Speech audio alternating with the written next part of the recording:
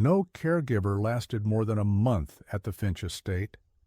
The sprawling mansion, a monument of glass and cold marble overlooking the city, had a revolving door for the nation's most qualified nannies, nurses, and developmental specialists.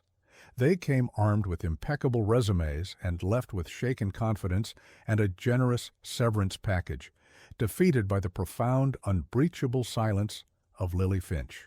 Alistair Finch, a man who could bend global markets to his will with a single phone call, was powerless against the stillness of his own daughter. At 5 years old, Lily had never spoken a word, never taken a step. The official diagnosis was a brutal combination: severe nonverbal autism and a rare form of congenital muscular atrophy that left her limbs motionless.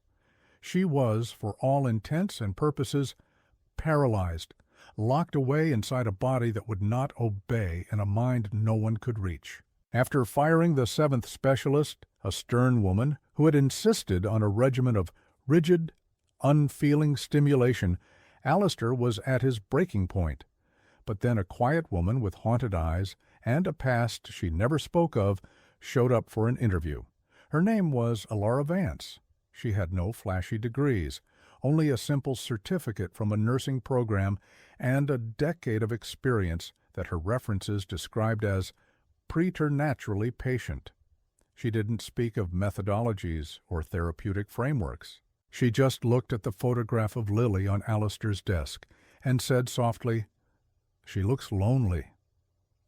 It was the first time anyone had described his daughter as anything other than a medical case file. He hired her on the spot. Alara's method was silence. She didn't prod or poke, she simply existed in Lily's space, a calm, steady presence. She would sit by the child's therapeutic bed for hours, reading aloud from old books of poetry, her voice a low melodic hum that filled the sterile room with a warmth it had never known. She brought in cuttings from the rose garden, letting the scent drift through the air. She described the world outside the plate glass windows, the way the sun caught the wings of a hummingbird, the deep purple of an approaching storm. One rainy afternoon, Alistair decided to return home early, a knot of familiar dread tightening in his chest. He expected to find Alara sitting quietly, another day of fruitless effort passing into dusk. He walked down the long, echoing hallway toward the east wing, his footsteps unnaturally loud in the tomb-like silence. But as he neared Lily's room, a sound reached him. It was faint, melodic, and utterly foreign in this house of grief. It was the sound of a lullaby. He paused, his hand on the doorknob, and what he saw through the sliver of the open door made the world beneath his feet dissolve. The sight that met his eyes completely froze him in place. It was a single, impossible moment that would shatter everything he thought he knew about his daughter, his past, and the terrible secret coiled at the heart of his family. Before we continue with this story, don't forget to subscribe to the channel and like the video. Oh, and don't forget to comment below where you're watching us from. We love to know that. The Finch mansion was less a home than a museum of a life that had once been. Every surface was polished to a mirror shine. Every piece of art hung with geometric precision. It was a space designed to be admired, not lived in, and its silence was an active, oppressive force. For Alara Vance, the silence was a language she understood. It was the same silence that had filled her own small apartment after the universe had taken everything from her. She recognized its weight, its texture, the way it could suffocate hope. Her first day was a study in observation. She was introduced to Lily by Mrs. Gable, the stern, hyper-efficient housekeeper who had been with the family since before the tragedy. Lily was in her room, a space that looked more like a private hospital suite than a child's bedroom. A state-of-the-art bed, monitors that blinked with soft, rhythmic lights, and a wall of windows that looked out onto a perfectly manicured but empty garden. The child herself was a porcelain doll, beautiful and inert. Her dark hair was fanned out on the pillow, her eyes open but unfocused, staring at some point on the ceiling only she could see. Her small hands rested on the blanket, palms up, fingers slightly curled. Mrs. Gable recited the routine like a drill sergeant. Medication is at 8 a.m., 2 p.m., and 8 p.m., administered by the on-call nurse. Nutrition is via a feeding tube. Schedule is on the chart. Physical therapy is Monday, Wednesday, Friday. Dr. Thorne's instructions are absolute. No deviation. Ilara nodded, her gaze fixed on the little girl. She saw the diagnosis chart on the wall, the cold clinical terms: autism spectrum disorder, severe congenital muscular atrophy, that had defined this child's existence.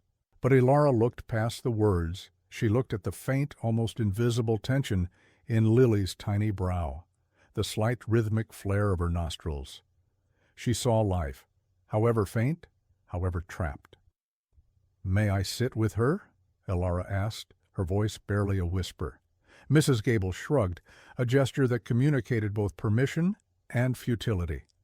"As you wish. Mr. Finch prefers the staff to be unobtrusive."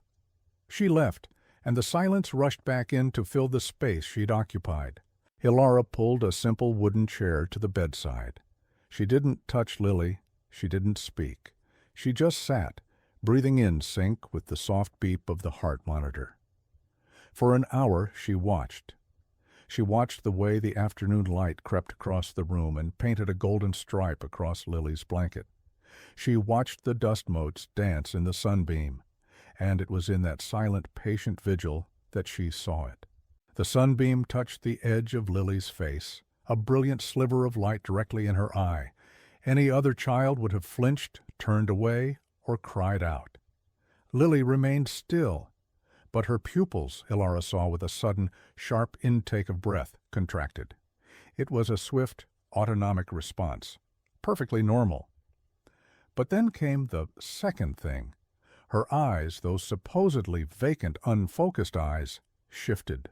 It was a movement so infinitesimal that anyone else would have missed it, dismissed it as a trick of the light. They moved, not randomly, but with a clear, tracking purpose, following the edge of the sunbeam as it crawled from her cheek to her temple. It was a voluntary movement, tiny, fleeting, but undeniably intentional.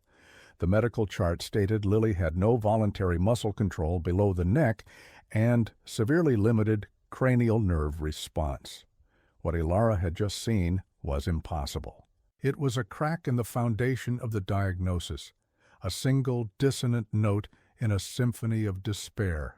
A wave of something she hadn't felt in years washed over her, a dangerous, thrilling curiosity. She knew, with an instinct that came from a place of deep personal loss, that there was more to Lily Finch than anyone in this house believed. Her work began not with therapy, but with trust. She knew that a soul locked away for so long would be terrified of the door being thrown open. The key had to be offered gently. The next day she started talking to Lily. Her voice was a constant, gentle murmur. She didn't ask questions or demand responses. She narrated her day. "Good morning, Lily. The sun is out today. It's making the dew on the lawn sparkle. I think the roses are going to be a deep, lovely red this year." She would describe the texture of the cloth as she bathed her, the warmth of the water, the scent of the soap. "This blanket is so soft. It's made of cashmere. It feels like a little cloud." She was creating a sensory world for a child who was supposedly unable to process it. Alistair Finch watched her on the security monitors that fed into a bank of screens in his home office. He saw this quiet, unassuming woman spending hours engaged in what seemed to be a pointless, one-sided conversation. He felt a familiar surge of irritation and disappointment. He'd hired her because her calmness had seemed a welcome change from the aggressive optimism of the others, but this felt like passive resignation. Yet he couldn't bring himself to fire her. There was a quality to her presence, a reverence in the way she cared for Lily that was different. She wasn't treating Lily like a patient to be fixed, but like a person to be known. Days turned into a week. Ilara introduced new elements. She found an old music box in a forgotten corner of the nursery, one that must have belonged to Lily's mother. It played a simple, tinkling version of Clair de Lune. The first time she played it, she watched Lily's face with unwavering focus. The child's breathing pattern changed. It deepened, slowed, becoming more regular, as if soothed by the melody. Another piece of impossible data. A week later, she discovered the totem. Tucked into the crook of Lily's unmoving arm was a small, smooth wooden horse. It was worn with age, its painted-on eyes faded, its ears chipped. Mrs. Gable had told her it was the only thing Lily had ever seemed to clutch, a reflexive spasm from infancy that had never let go.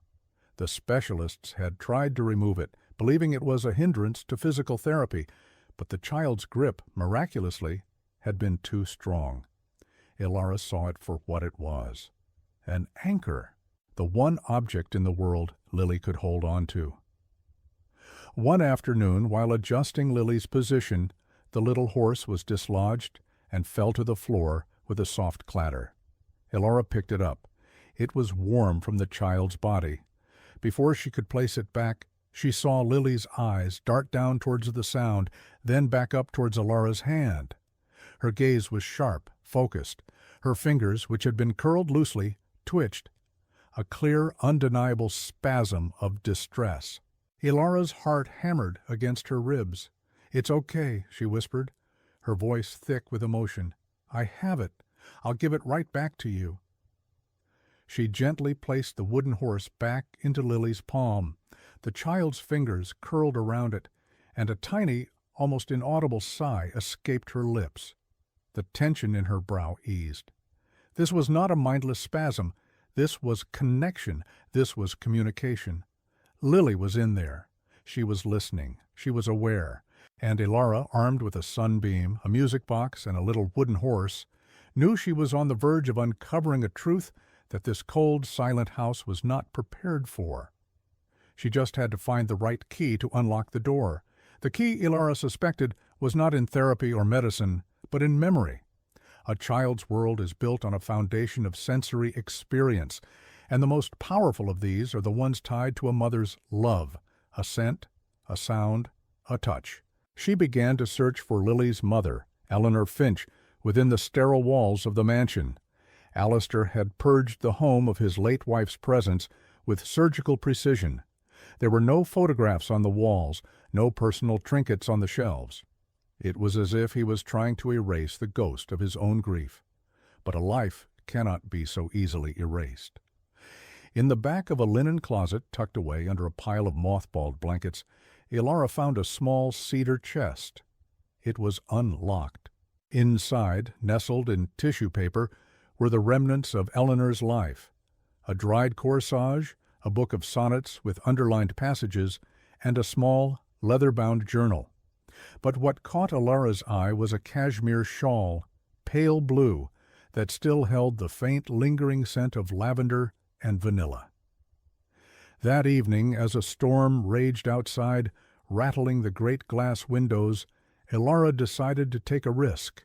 The on-call nurse had come and gone. The house had settled into its nighttime quiet, and Alistair was, as usual, locked away in his office. She took the pale blue shawl and draped it gently over Lily's bed near her face. Then she sat in her usual chair, took a deep breath, and began to hum. It wasn't the tune from the music box. It was a lullaby that had been buried in her own heart for years. A simple, mournful melody she hadn't allowed herself to recall since her own world had shattered. It was a song of loss, but also of profound love. She hummed it softly, her eyes closed, pouring all of her own history, her own empathy, into the simple notes. At first there was nothing but the sound of the rain and the steady beep of the monitor. She hummed the verse again, her voice gaining a quiet strength. And then it happened. From the small, still form in the bed came a sound. It was not a cough or a spasm. It was a low, guttural note, a vibration that seemed to emanate from deep within Lily's chest. It was rough, unused, but it was an attempt to match the pitch of Elara's lullaby. Elara's eyes flew open. Her breath caught in her throat. She stared at Lily, whose eyes were fixed on her, no longer vacant, but filled with an astonishing, desperate intensity. The little girl's lips, which Elara had only ever seen slack and still, were parted, trembling with effort. Elara, her own heart aching with a terrifying hope, hummed the next line of the lullaby. Again the sound came from Lily, louder this time. A breathy, wavering hum, a clear and unmistakable response. It was the most beautiful sound Elara had ever heard. Tears streamed down her face, hot and silent. She didn't dare move or speak, for fear of breaking the spell.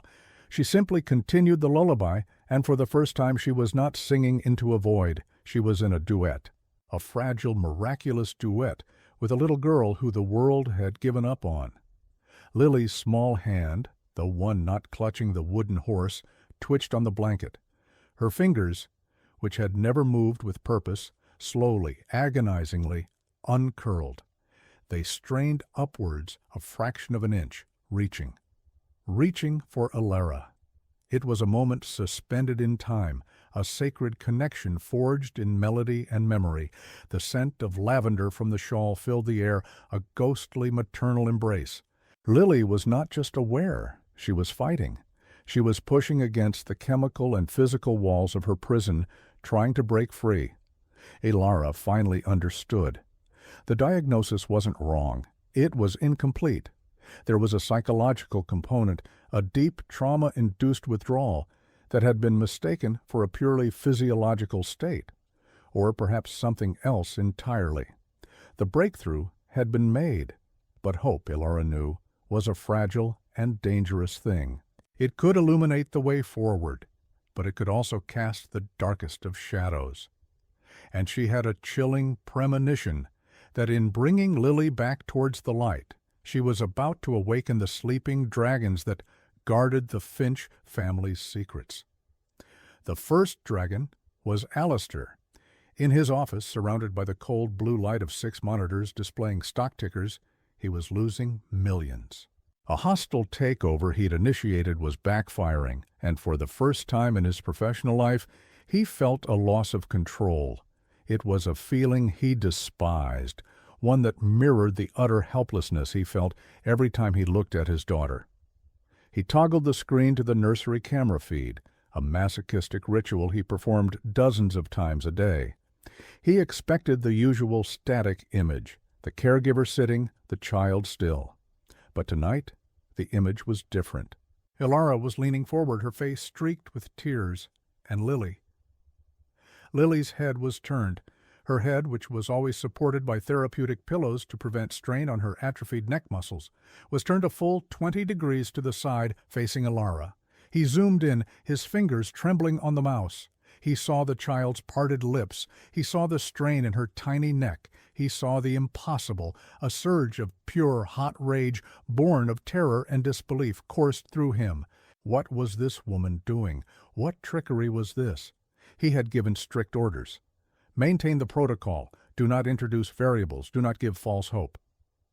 He shoved back from his desk, the chair slamming against the credenza, and stormed out of the office, his heart pounding a frantic, furious rhythm against his ribs. He would not allow this. He would not allow his daughter to be a subject in some sentimental experiment. He had buried hope once, alongside his wife. He would not be forced to bury it again. The door to Lily's room flew open, slamming against the wall with a crack that shattered the sacred silence. Alistair Finch stood in the doorway, a figure carved from shadow and fury. His face was a mask of disbelief and rage.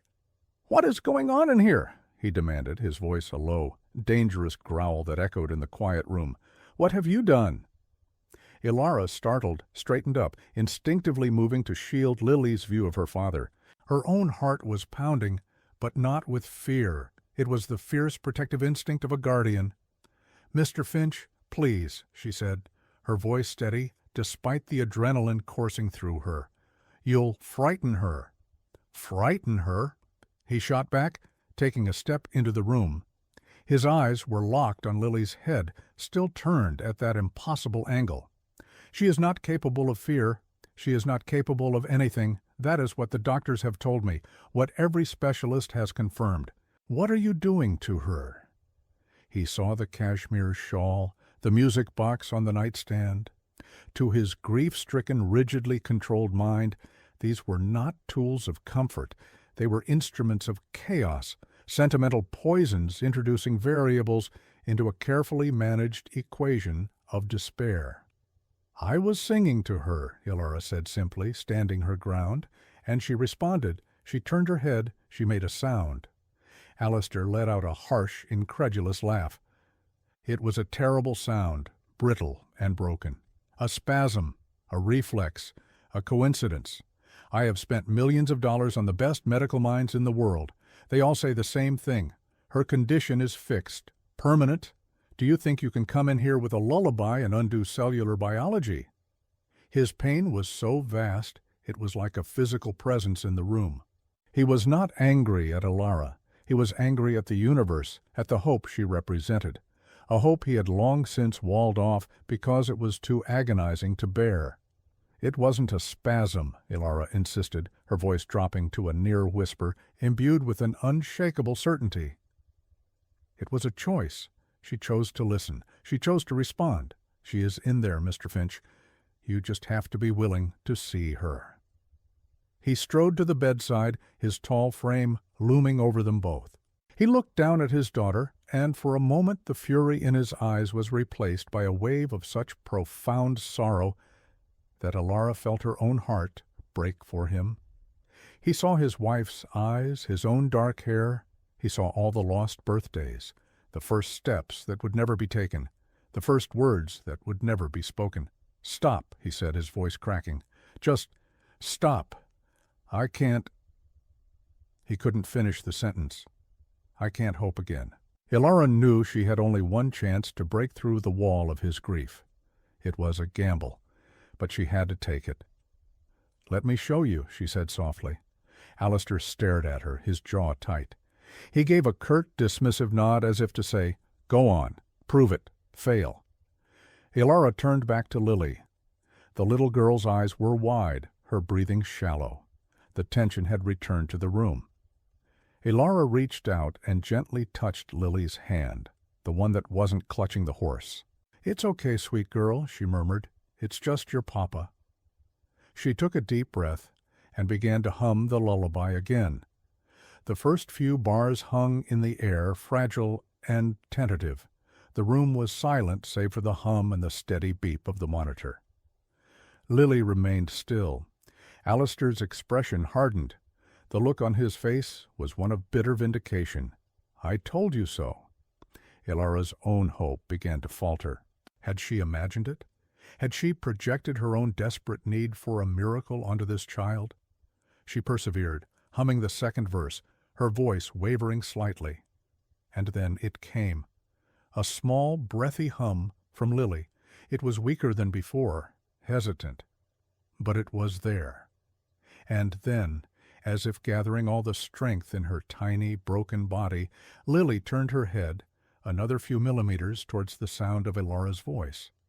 Her eyes, clear and lucid, locked with Alistair's. For the first time in his daughter's life, Alistair Finch felt his child truly see him. The world tilted on its axis. Every certainty he had clung to, every diagnosis he had accepted, every wall he had built around his heart, crumbled into dust. The sound that escaped his lips was a choked, guttural sob.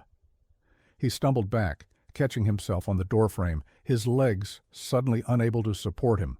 He stared at his daughter, not the medical case file, not the symbol of his failure and loss, but the living, breathing, conscious child who was looking at him. "How?" he whispered, the single word encompassing a universe of questions. Elora finally allowed herself to breathe. "I don't know," she admitted honestly, "but this is real. What you just saw was real." The confrontation had become a surrender. The hardened billionaire, the titan of industry, was undone by a single hummed note and a fractional turn of his daughter's head. He looked from Lily to Alara, his eyes filled with a dawning, terrifying light. The alliance was forged in that moment, not with words, but with a shared glance over the child who was their common ground. A fragile, tentative partnership born from an impossible event. "What do we do?" Alistair asked, his voice raw. It was the first time he had asked for help, perhaps in his entire adult life. Alara's expression became serious, her quiet demeanor hardening into one of resolute purpose. "We find out why," she said. "We find out what's really wrong with her, and we start with the person who told you this was impossible." Her gaze was clear and steady. "We start with Dr. Thorne." A new kind of silence descended on the room, no longer one of grief, but of conspiracy and grim determination. The dragons had been awakened. The fight for Lily Finch had just begun. The Finch Mansion's library was a cathedral of knowledge, with floor-to-ceiling mahogany shelves, leather-bound books that hadn't been touched in years, and a single massive desk where Alistair conducted his empire. That night it became a war room. At Alistair's command, a team from his corporate headquarters had delivered 3 encrypted military-grade laptops and a secure server. Boxes upon boxes of Lily's medical files, dating back to her birth, were stacked on the long mahogany table. It was a mountain of paper, a testament to 5 years of failed treatments and accepted wisdom. Alistair, stripped of his suit jacket, his tie loosened, worked with a feverish intensity Alara had never seen. He was no longer the grieving, distant father, but the ruthless businessman, and his new target was the truth. "I've had every file digitized and run through a search algorithm," he explained, his fingers flying across the keyboard. "We're looking for anomalies, contradictions, anything that doesn't fit the narrative Dr. Thorne has constructed." Alara sat opposite him, a single box of physical files in front of her. While Alistair attacked the problem with data and logic, she was looking for the human element. She sifted through nurses' notes, handwritten observations, and daily charts. For hours they worked in silence, the only sounds the clicking of keys and the rustle of paper. Alara felt their new alliance solidifying with every passing minute. They were 2 broken people from vastly different worlds, united by their fierce, burgeoning hope for one little girl. "What was your background before this?" Alistair asked suddenly, his eyes not leaving the screen. "Your file was brief." Alara paused, a letter from a consulting neurologist in her hand. "I was a pediatric nurse," she said quietly, "at St. Jude's Children's Hospital." Alistair stopped typing. He looked at her, truly looked at her, for the first time. "That's one of the best pediatric hospitals in the country. Why did you leave?" The old, familiar pain tightened in Alara's chest. "My younger sister, Maya. She was born with a congenital heart defect. I became a nurse to help children like her. I spent my life trying to save her." She looked down at the file in her hands, her voice dropping. "I couldn't. She passed away 3 years ago. After that, I couldn't be in a hospital anymore. The sounds, the smells. I couldn't separate the other children from her. Taking care of Lily, this is the first time it hasn't hurt to care." Alistair was silent for a long time. The story resonated with his own loss, creating a new, deeper layer to their bond. He understood her patience, her quiet empathy. It was born from a pain that mirrored his own. "I'm sorry," he said, the words sounding inadequate but sincere. He turned back to the screen. "Let's find out what Thorne is hiding." An hour later, Alara found the first thread. "Mr. Finch?"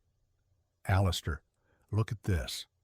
She pushed a chart across the table. It was from Lily's first year, detailing her daily medication schedule.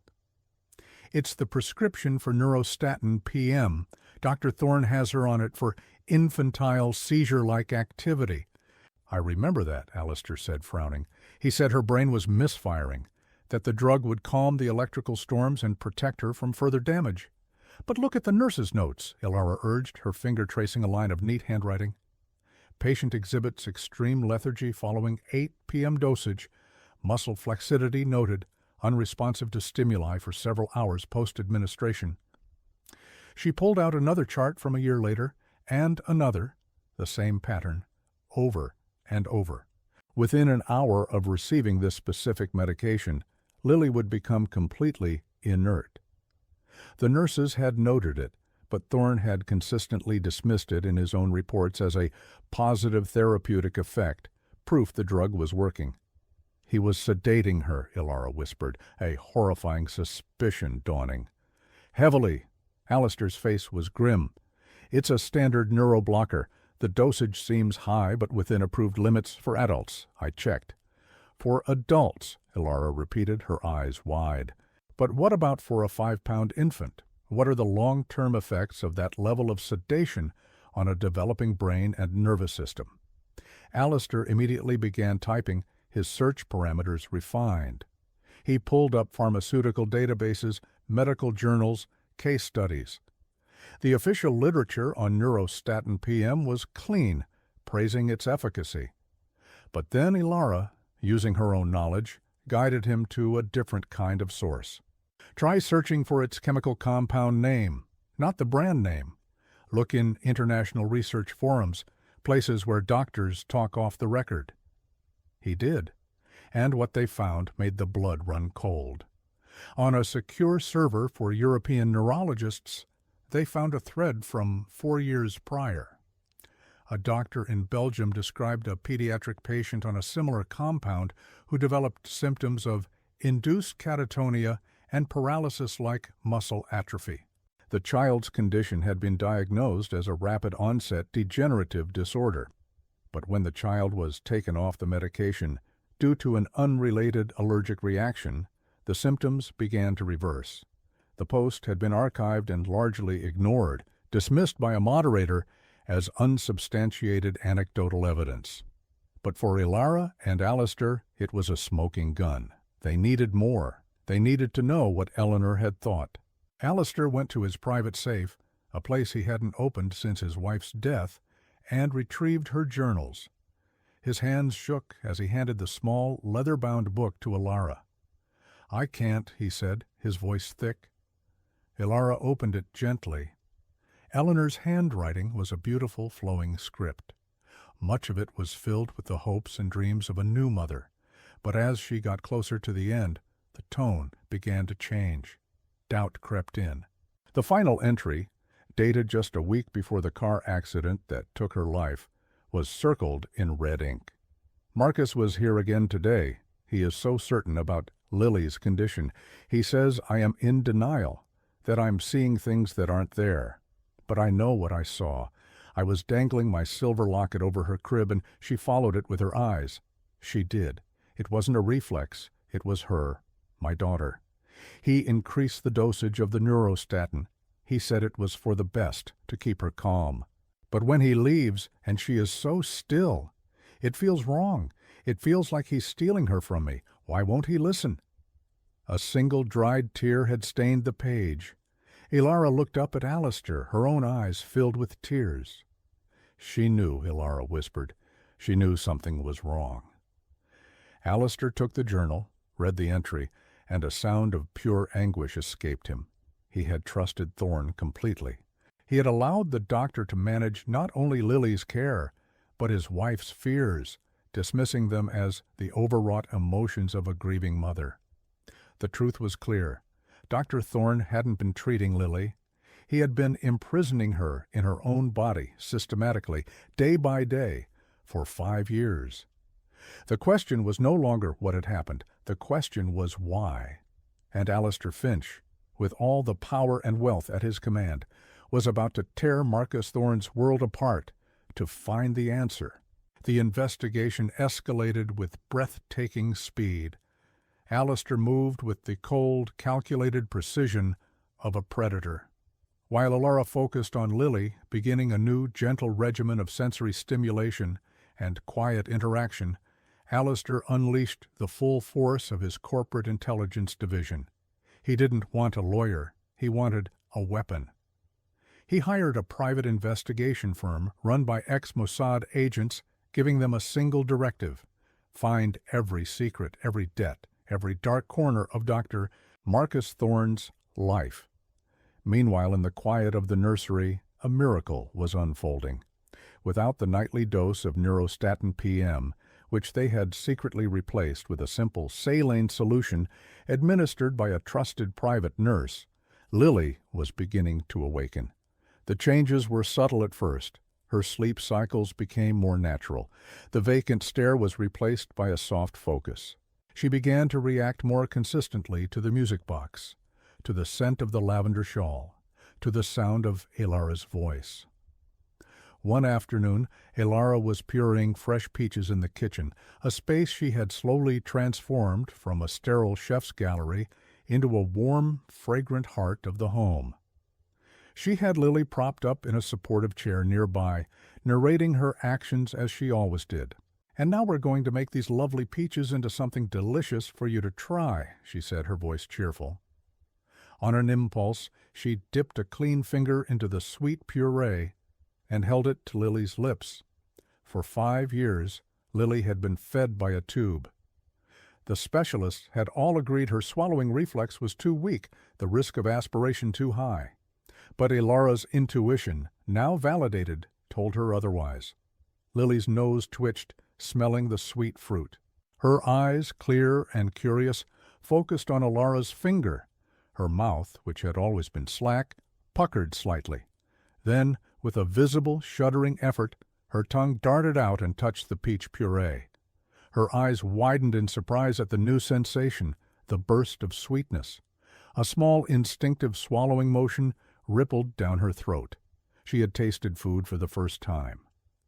Elara let out a shaky laugh, tears of joy blurring her vision. She offered another tiny taste, and Lily accepted it eagerly. It was a monumental victory, a step towards a normal life that had been stolen from her. While Elara was celebrating this quiet triumph, Alistair received the first report from his investigators. He sat in his office, the door closed, and read the file. What he saw made his blood boil. Dr. Thorne was not just a respected neurologist, he was a businessman. He was a majority shareholder in a network of exclusive private long-term care facilities called Serenity Meadows. These weren't hospitals, they were gilded prisons for the wealthy, incapacitated children of the elite. The business model was insidious.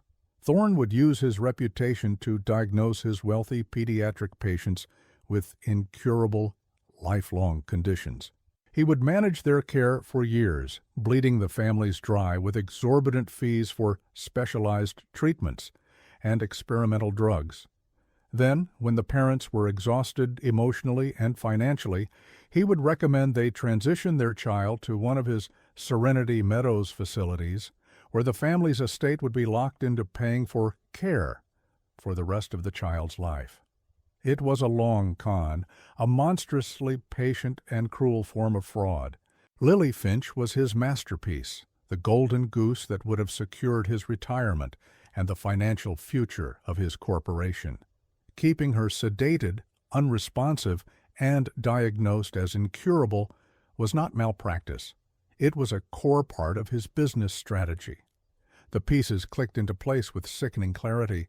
Eleanor's doubts, Thorne's dismissiveness, the constant insistence on the hopelessness of the situation. It was all designed to wear Alistair down, to make him accept the inevitable, to make him sign his daughter over to a lifetime in one of Thorne's facilities. The rage Alistair felt was a cold, pure thing. He had been played, his grief and love for his daughter used as weapons against him. He immediately had his legal team draft a letter summoning Dr. Thorne to the house for an urgent consultation regarding Lily's care. He was setting a trap. He wanted to see the man's face when he revealed he knew everything. The day of the meeting, the atmosphere in the mansion was electric with tension. Elara had dressed Lily in a soft yellow dress, a color she had discovered the child seemed to respond to. Lily was sitting in her supportive chair in the living room, a space she had never been in before, looking at the vibrant colors of a Monet on the wall. She was holding her wooden horse, her grip still her strongest asset. Dr. Thorne arrived, exuding his usual air of calm, authoritative sympathy. He was a handsome, silver-haired man with kind eyes that Alistair now saw as the predatory gaze of a viper. "Alistair, my dear fellow," he said, placing a comforting hand on Alistair's shoulder. "Your message sounded urgent. Is everything all right?" "Everything has changed, Marcus," Alistair said, his voice dangerously level. He led Thorne into the living room. Thorne stopped dead when he saw Lily. He saw her sitting up, her head stable. He saw the focus in her eyes as she tracked a bird flitting past the window. He saw the color in her cheeks. A flicker of panic, so brief it was almost invisible, crossed his face before being replaced by a mask of professional concern. "What is this?" Thorne asked, his tone shifting. "Alistair, this new seating position is not approved. It could cause spinal damage and the lack of neck support." "She doesn't need it," Alistair said, his voice like ice.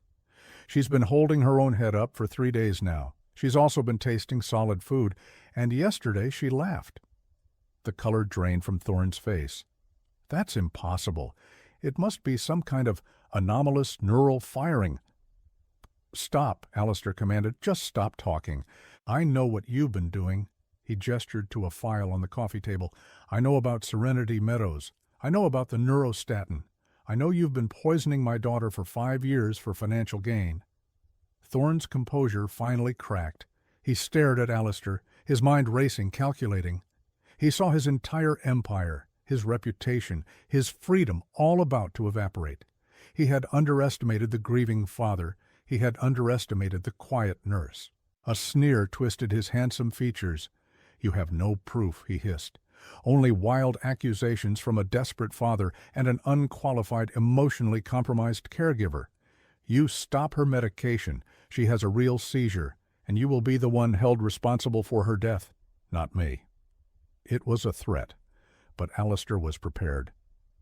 "It's over, Marcus." But he was wrong. It wasn't over. Thorne, cornered and desperate, had one more card to play. He was a master manipulator, and he was about to turn their own love for Lily into a weapon that would tear them all apart. The trap Alistair had set was about to snap shut on himself. Dr. Thorne, seeing his empire crumbling before his eyes, did not panic. He retaliated. He was a man who understood power, not just the financial kind, but the institutional kind. He knew which levers to pull to create chaos and discredit his enemies. He had spent years building a reputation as a compassionate, unimpeachable authority in pediatric neurology, and he was not going to let it be dismantled by a grieving father and a meddling nurse. 2 days after the confrontation, as Alara was helping Lily trace the shape of a flower with her fingertip, a new, shaky but deliberate movement, the doorbell chimed. Mrs. Gable answered it to find 2 severe-looking people in suits standing on the doorstep, a man and a woman. They were from Child Protective Services. They were accompanied by 2 uniformed police officers. Alistair was summoned from his office. The woman, a Miss Albright with cold eyes and an impassive expression, presented him with a court order. "Mr. Finch, we've received a credible report of child endangerment concerning your daughter, Lily Finch. The report, filed by her primary physician, Dr. Marcus Thorne, alleges that she has been removed from her life-sustaining medication and is being subjected to unauthorized and potentially harmful experimental treatments by an unlicensed individual." Alistair felt the floor drop out from under him. Thorne had twisted the narrative completely. He had used his medical authority to paint Alistair as an unstable parent and Alara as a dangerous influence. "That's absurd," Alistair blustered, his voice tight with fury. "Doctor, Thorne is the one who has been harming her. We have proof." Ms. Albright was unmoved. "We have a report from a respected physician. What we have from you are unsubstantiated claims. The court order gives us the authority to conduct a welfare check and, if necessary, place the child in protective custody until a full investigation can be completed." Alara had come to the doorway, her face pale. The words "unlicensed individual" hung in the air, a direct attack on her. Thorne had obviously dug into her past, ready to use her personal tragedy against her. Ms. Albright's eyes landed on Ilara. "Are you Ilara Vance?" "Yes," Ilara said, her voice barely a whisper. "The court order explicitly forbids you from having any contact with the child pending a review of your qualifications and background. You will need to leave the premises immediately." The words were like a physical blow. To be separated from Lily now, just as she was blossoming, was an unimaginable cruelty. "No," Ilara pleaded, looking at Alistair. "You can't. She needs me." Lily, sensing the tension, the fear in Ilara's voice, began to make a soft, whimpering sound from the living room. It was a sound of distress, a sound she hadn't been capable of making just weeks before. Alistair stepped forward, his presence filling the grand foyer. "This is my house. You are not taking my daughter, and you are not removing Ms. Vance." The police officer placed a hand on his service weapon. "Sir, we are here to enforce a court order. If you obstruct us, you will be arrested." Alistair, the man who could move mountains with his money, was trapped by the slow, inexorable gears of bureaucracy. Thorne had outmaneuvered him brilliantly. Any move he made now would look like the actions of a guilty, unstable man. The cruelty of the situation was exquisite. Lily's progress, the very proof of Thorne's malpractice, would be seen by these outsiders as a sign of her being put at risk. Her newfound awareness meant she would now suffer from the separation in a way she couldn't have before. Thorne was not just punishing them, he was torturing the child to prove his point. A heart-wrenching wail came from the living room. "Ela!" It was a cry, a name, Lily's first word. It was born of fear, a desperate plea for the woman who had become her entire world. Ilara's resolve broke. Tears streamed down her face as she looked toward the living room. "I'll go," she said, her voice choked. "Don't fight them, Alistair. It will only make it worse. Just don't let them take her." She turned to leave, but Miss Albright stepped in her path. "We'll need to escort you out." It was a humiliation, a final twist of the knife. As Ilara was led to the door, Lily's cries grew more frantic. Alistair stood, frozen in impotent rage, as the woman he was beginning to realize he couldn't live without was treated like a criminal in his own home. The last thing Ilara saw as the door closed was the look of betrayal and terror in Alistair's eyes. As soon as Ilara was gone, Ms. Albright and her team descended. They swarmed the house, their sterile professionalism a violation. They took notes, photographed the pureed peaches as if they were poison, and spoke in low, clinical tones. "Doctor." Thorne arrived shortly after, a portrait of faint concern. "Thank God you're here," he said to Miss Albright. "I was so worried." He went straight to Lily, who recoiled from his touch, her cries intensifying. "You see," he said, his voice dripping with false sympathy, "she's agitated, disoriented. Her system is in shock from the withdrawal of her medication. We need to stabilize her immediately." He produced a syringe from his medical bag. Alistair lunged forward. "Get away from her!" The police officers intercepted him, holding him back. He was forced to watch as Thorne administered the dose of neurostatin. He was forced to watch as his daughter's cries subsided, as the light in her eyes dimmed, as her newfound life was extinguished, and she sank back into the familiar, horrifying stillness. Her body went slack in the chair, her head lolled to the side, and the silence returned to the Finch mansion. Thorne had not only won the battle, he had erased all evidence that a war had ever been fought. Lily's regression would be his proof. The system would believe him. And Alistair was left alone in the echoing silence, his daughter stolen from him twice over, and the one person who could help him now locked away behind a wall of court orders and false accusations. The despair was absolute, but beneath it, a cold, hard resolve was beginning to form. Thorne thought he had won. He had forgotten who he was dealing with. Alistair Finch had lost battles before, but he had never, ever lost a war. The days that followed were a special kind of hell for Alistair. His home was no longer his own. A court-appointed nurse, a stern woman who followed Thorne's directives to the letter, was now in charge of Lily's care. The mansion was once again a silent, sterile prison, and Lily was its primary inmate, returned to her state of chemical catatonia. The CPS investigation was moving at a glacial pace, mired in paperwork and legal procedure, a system Thorne knew how to manipulate to his advantage. Alistair was allowed supervised contact with his own daughter for only 2 hours a day. He would sit by her bed, his heart a leaden weight in his chest, and watch the emptiness in her eyes, a constant, brutal reminder of what had been lost. But this was a different Alistair.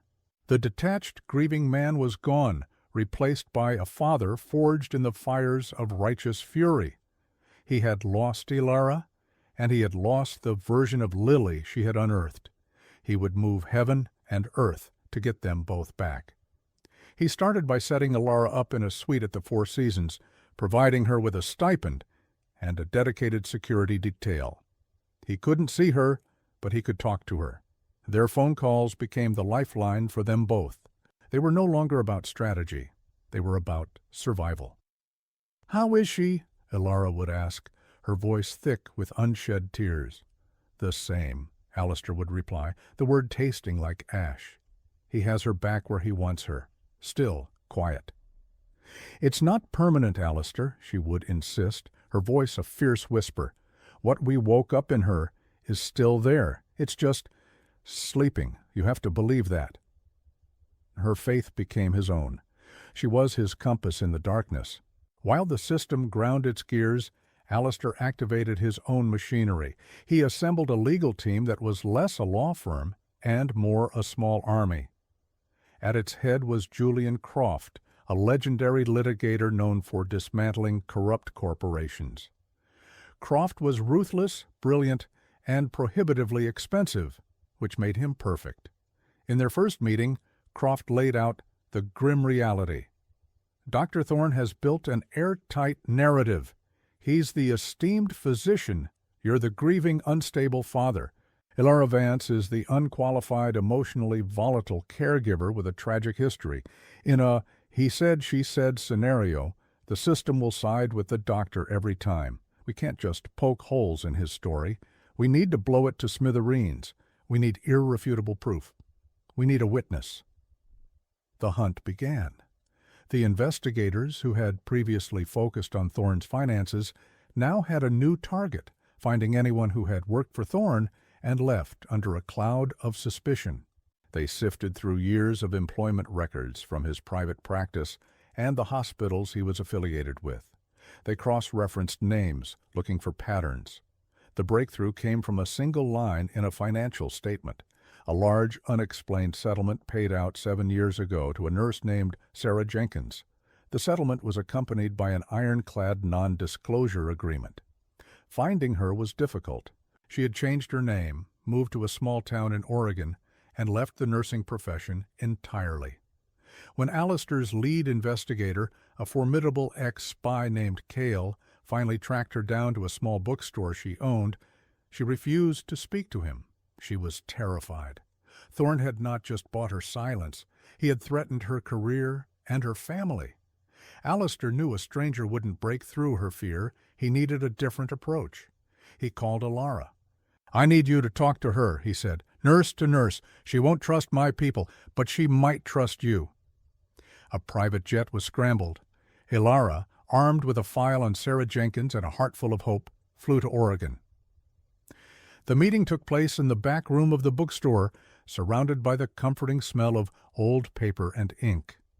Sarah was a woman in her late 40s, her face etched with a permanent anxiety. Ilara didn't start with accusations or pleas. She started with her own story.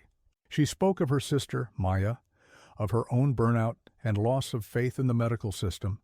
She spoke of Lily, of the flicker of life she had seen, of the miraculous awakening and the heartbreaking regression. As she spoke, she saw the walls of fear around Sarah begin to crumble.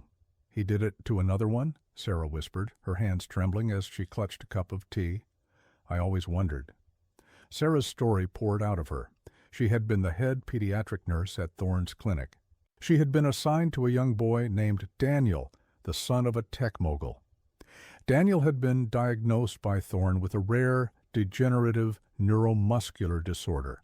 Like Lily, he was being treated with massive doses of neuroblocking sedatives. Sarah, an experienced nurse, saw the same pattern Ilara had. The boy was more responsive before his medication, more inert after. She raised her concerns with Thorne, who dismissed them. She persisted, and he began a campaign to discredit her, making her seem incompetent to her colleagues. The final straw came when she secretly halved Daniel's dosage for a week, and the boy began to speak for the first time in a year. When she presented this evidence to Thorne, he fired her on the spot, threatening to have her nursing license revoked for insubordination and reckless endangerment. The settlement and the NDA were his tools to ensure her silence. She had taken the deal, terrified of losing her livelihood, but the guilt had eaten away at her ever since. He told the family the boy had a brief, unexplained remission, but had now relapsed permanently, Sarah finished, tears streaming down her face. He convinced them to put Daniel in Serenity Meadows. He's still there. He's 20 years old now. Ilara felt a chill run down her spine. This was Thorne's pattern. This was the proof they needed. She reached across the table and took Sarah's hand. It's not too late to help Lily, she said. It's not too late to get justice for Daniel. Back in New York, armed with Sarah's sworn affidavit, Julian Croft went on the offensive. He filed a motion for an emergency hearing with the family court, citing new evidence of medical malpractice and a pattern of fraudulent activity by Dr. Thorne. He also filed a massive civil suit against Thorne and his network of facilities, ensuring the doctor would be fighting a war on two fronts. The system, which had moved so slowly, was suddenly jolted into action. The hearing was set for the following week. It wasn't a full trial, but a preliminary hearing to review the evidence and determine the validity of the CPS order. It was their chance to land the knockout blow. The night before the hearing, Alistair stood at the window of his office, looking out at the city lights. He felt a sense of trepidation he hadn't felt since the hostile takeover that had made his name. He was about to walk into a battle where his wealth meant little. It would come down to one woman's word against a powerful man's reputation. His phone rang. It was Ilara, back in her hotel. "Are you ready?" she asked softly. "No," he admitted. "I'm terrified." "Good," she replied. "It means you know what's at stake. Just remember why we're fighting. Look at her picture." He glanced at the photo on his desk. It was a new one, taken secretly by the private nurse. In it, Lily was asleep, but her face in repose looked softer, more peaceful. "I'm looking," he said. "Then you've already won," Ilara said. "We're bringing her home." Her voice was the steel in his spine. The battle lines were drawn. All the pieces were in place. The next day, in a sterile family courtroom, the confrontation they had all been waiting for would finally happen. The courtroom was small and intimidatingly formal. The air was thick with a tense, sterile silence. Alistair sat at one table with Julian Croft, his posture rigid, his face a stony mask. Across the aisle, Dr. Marcus Thorne sat with his own high-powered attorney, looking every bit the victimized professional, his expression a carefully crafted blend of concern and weary resignation. Ilara was not permitted in the courtroom, a fact that gnawed at Alistair, but Sarah Jenkins sat in the front row, a silent, terrified witness, waiting for her turn. The judge, a no-nonsense woman named Judge Miller, reviewed the initial CPS report. Thorne's lawyer spoke first, painting a compelling picture of Dr. Thorne's heroic intervention to save a vulnerable child from her unstable father and his dangerously misguided accomplice. He presented Thorne's impeccable credentials, his years of service, the glowing testimonials from other families. Then it was Julian Croft's turn. He didn't grandstand. He spoke in a calm, methodical tone, laying out their case brick by brick. He presented the independent lab analysis of neurostatin, highlighting the extreme dosage. He submitted Eleanor Finch's journal, reading her final, haunting entry aloud. The judge's expression remained impassive, but she made a note. "Your Honor," Croft said, his voice resonating through the room, "Dr. Thorne's diagnosis was not a mistake. It was a business plan, a plan he has executed before. I call Sarah Jenkins to the stand." Sarah walked to the witness stand, her steps unsteady. She looked small and fragile under the courtroom lights. Thorne shot her a look of pure venom, a silent, menacing threat. Croft began his questioning gently, having her recount her experience as a nurse, establishing her credibility. Then he moved to her time at Thorne's clinic. "Ms. Jenkins, can you describe the case of the patient Daniel Miller?" As Sarah began to speak, the atmosphere in the courtroom shifted. She told the story of the bright young boy, the heavy sedation, her growing suspicions, and the miraculous brief awakening when she had altered the dosage. She described Thorne's fury, his threats, and the NDA she had been forced to sign. Thorne's lawyer was on his feet. "Objection! This is hearsay. It has no bearing on the Finch case. This is a desperate attempt to slander my client's character." "On the contrary, Your Honor," Croft countered smoothly, "it establishes a clear and predatory pattern of behavior directly relevant to the welfare of Lily Finch. I have a sworn affidavit from Daniel Miller's family confirming the timeline and the subsequent transfer of their son to Serenity Meadows, a facility in which Dr. Thorne holds a controlling interest." He placed the document on the judge's bench. Judge Miller read it, her brow furrowed. The first crack appeared in Thorne's armor. On cross-examination, Thorne's lawyer tried to tear Sarah apart. He brought up her dismissal, painting her as a disgruntled employee with a vendetta. He questioned her competence, her motives. But Sarah, drawing strength from a place of long-buried conviction, held her ground. Her testimony was simple, honest, and devastatingly credible. The final blow came from Alistair himself. Croft called him to the stand. Alistair spoke not as a billionaire, but as a father. He described the years of hopelessness, the blind trust he had placed in Dr. Thorne. Then, his voice thick with emotion, he described the change in Lily when Alara arrived. He described the lullaby, the turn of her head, the taste of a peach, the sound of her laughter. "For 5 years," he said, his voice cracking, "I was told my daughter was an empty shell. For 3 weeks with Ms. Vance I had a daughter. I saw her. Dr. Thorne did not heal my child. He buried her. Alara Vance was the one who began to dig her out." He looked directly at Judge Miller, his eyes pleading. "The proof of what I'm saying is in my daughter herself. Take her off this poison. Give her back to the woman who was healing her, and you will see. The world will see." His testimony was raw, powerful, and undeniably sincere. Dr. Thorne, for the first time, looked shaken. His carefully constructed facade was crumbling. Judge Miller looked from Alistair's anguished face to Thorne's strained composure. She reviewed the documents before her, Eleanor's journal, the financial records linking Thorne to Serenity Meadows, the testimony of a credible nurse describing an identical case. The pattern was undeniable. She took a deep breath. "Based on the evidence presented today," she announced, her voice ringing with authority, "I find there is significant cause to suspect medical malpractice and endangerment on the part of Dr. Marcus Thorne. I am ordering the immediate suspension of his medical license, pending a full criminal investigation." A gasp went through the courtroom. Thorne went pale, his jaw slack with shock.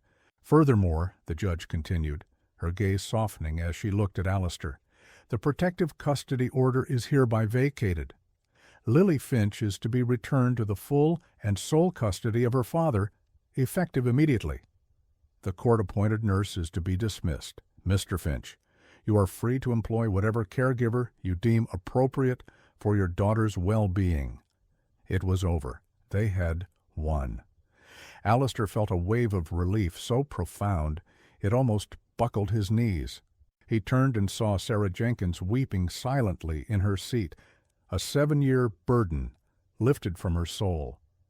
As Thorne was being informed by a court officer that he was not to leave the jurisdiction, Alistair was already on his phone. "She's coming home," he said, his voice breaking, when Alara picked up. "We're coming to get you. We're all going home." The reunion was a scene of pure, unadulterated joy. Alistair's car pulled up to the mansion, and Alara practically flew out of the vehicle. She ran inside, not even noticing the apologetic look on Mrs. Gable's face or the team of Alistair's staff who were already packing the court-appointed nurses' bags. She went straight to Lily's room. The little girl was in her bed, still and silent from her morning dose of medication. Alara sat beside her, took her small hand, and simply began to hum their lullaby. She didn't expect a response. Not yet. She just needed to reestablish the connection. But then, as if her presence alone was the antidote, Lily's eyelids fluttered. A soft sigh escaped her lips. Her fingers, weak but determined, tightened around Alara's. Alistair stood in the doorway watching them. He saw the immediate, undeniable bond between them, a bond of love and trust that had proven more powerful than any drug or diagnosis. In that moment, he knew that the nightmare was truly over. Lily was safe. And his family, a strange, broken, and beautiful family he had never expected, was finally whole. 1 year later, the Finch mansion was unrecognizable. The oppressive silence was gone, replaced by the sound of a child's laughter, the patter of small feet on the marble floors, and the gentle melody of a music box. The sterile, museum-like rooms were now filled with life. Colorful finger paintings were taped to the glass walls, a bright pink tricycle was parked in the grand foyer, and a collection of well-loved stuffed animals was piled on the once pristine designer sofa. The garden, once a perfect but lifeless expanse of green, now boasted a swing set, a sandbox, and a small patch of slightly crooked sunflowers that Lily had helped plant herself. Lily Finch was a miracle in motion. The paralysis, the medical experts now agreed, had been almost entirely chemically induced. Once the neurostatin was out of her system, her body, supported by intensive but loving physical therapy, began to awaken. She took her first wobbly steps at the age of 6, holding tightly to Alara's and Alistair's hands. Her speech, once unlocked, blossomed. She was still a quiet, observant child, but her words were thoughtful, her questions full of a 5-year backlog of curiosity. Her diagnosis of autism had been revised. The doctors now believed her symptoms had been a profound developmental trauma response to the years of sensory deprivation and isolation. She was a unique, wonderful little girl, finally free to be herself. Dr. Marcus Thorne was in prison. Sarah Jenkins's testimony had opened the floodgates. Other families, including Daniel Miller's, had come forward, launching a class action lawsuit that had dismantled his corrupt empire. Daniel had been moved to a new facility, and though the damage of 15 years of sedation was significant, he too was showing slow but steady signs of improvement. Sarah Jenkins had used her portion of the settlement to start a nonprofit organization advocating for the rights of nonverbal patients. The changes were not just in Lily. Alistair Finch was a different man. The cold-driven billionaire was gone. He still ran his empire, but his priorities had fundamentally shifted. He left the office at 5 o'clock every day. He had learned to build block towers, to read bedtime stories with silly voices, and to cherish the simple, messy, beautiful moments of fatherhood. The grief for his wife, Eleanor, had not disappeared, but it had transformed. It was no longer a crushing weight, but a gentle memory he could now share with his daughter. He and Alara had built a partnership that had deepened into a quiet, powerful love. There had been no grand proposal, no dramatic declaration. Their relationship had simply evolved as naturally as breathing. They were a team, bound by the shared experience of saving Lily and, in the process, saving each other. One perfect Saturday afternoon in late summer, the three of them were in the garden. Alistair was pushing Lily on the swing, her laughter ringing through the air as she soared higher and higher. Ilara sat on a nearby bench, a soft smile on her face as she sketched the scene in a small notebook.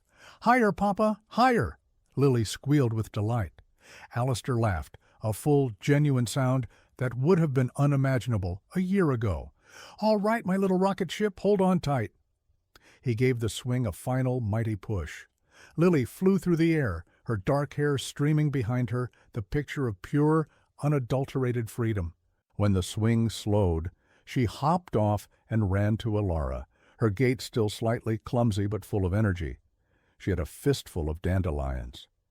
"For you, Ela," she said, pressing the wilting flowers into Ilara's hand.